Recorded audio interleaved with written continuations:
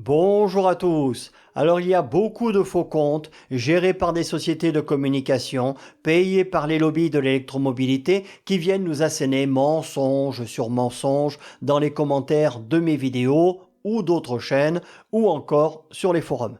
Parce que les vrais propriétaires de voitures électriques, c'est 2,5% des automobilistes chez nous, pas plus. Et lorsqu'on voit le nombre de commentaires qu'ils postent, on a l'impression qu'il n'y a que des voitures à pile sur la route. Mais je voudrais quand même remercier les vrais possesseurs de ces voitures qui viennent commenter mes vidéos, parce qu'avec tout ce que je leur mets, amicalement bien sûr, dans les dents, il faut qu'ils soient motivés. Donc, merci à eux. Alors aujourd'hui une info amusante à prendre au xème degré bien sûr qui s'est déroulée ce mercredi 21 août 2024 et après, juste pour le plaisir, je vous en mettrai une seconde en bonus parce qu'il semblerait que ça arrive assez souvent. C'est paru dans plusieurs médias, on va prendre l'article de la Dépêche. Sa Tesla se met à jour au milieu de la route, le véhicule bloque le centre-ville de Sète pendant 45 minutes. Ça a dû être sympa. Page 2, une Tesla s'est retrouvée totalement bloquée sur une route du centre-ville de Sète ce mercredi en fin de matinée. Incapable de bouger pendant 45 minutes à cause d'une mise à jour, la voiture a fortement perturbé la circulation. C'était devant le 35 rue Mario-Roustan. Une centaine de personnes attendant leur bus ont dû prendre leur mal en patience. Eux, ils parlent d'un bouchon de 500 mètres. Et dans un autre média, on nous parle de 2 km 3, sans compter, bien sûr, toutes les rues adjacentes. Dans cet autre média, on nous précise qu'en général, et ça c'est vrai, ils conduisent n'importe comment et ne respectent pas du tout le code de la route là-bas. Donc qu'en général, les Sétois ne sont pas du tout patients, mais que là, tout le monde était zen, car ils avaient compris que le conducteur n'y était pour rien.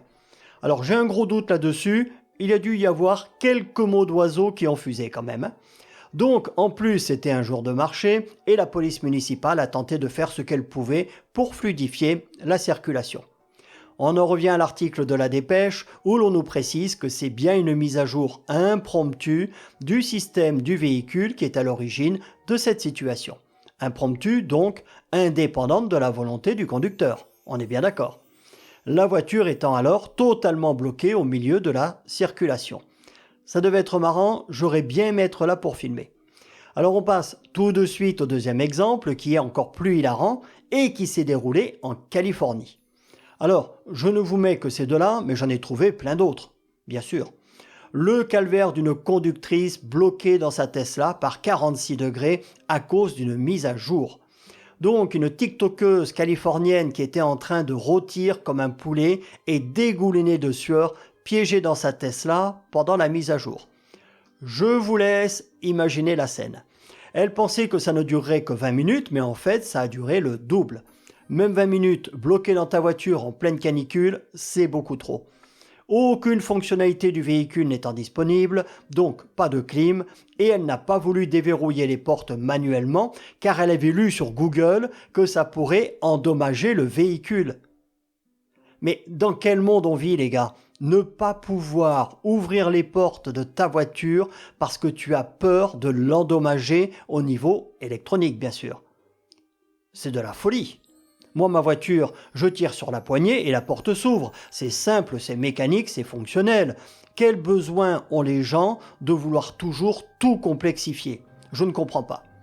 Ensuite, parce que je sais que les Tesla Boys vont me sauter à la gorge en me disant que c'est pas possible, que ce ne sont que des cas isolés, que j'ai tout inventé ou que sais-je. Bah oui, quand tu es dans la secte, tu ne peux pas reconnaître que ton gourou ou ses produits sont défaillants. Normalement, puisque ces voitures dites autonomes sont dotées d'une intelligence artificielle soi-disant très sophistiquée, elles devraient pouvoir interdire ou suspendre toute mise à jour si le véhicule n'est pas stationné en dehors d'une voie de circulation et que toutes les conditions de sécurité ne sont pas réunies. Je ne sais pas, c'est la base de la base. Après, relativisons aussi, je préfère et de loin les Tesla qui s'immobilisent au milieu de la route pour faire leur mise à jour à celles qui s'emballent et sèment la terreur et la mort sur leur chemin. Salut à tous.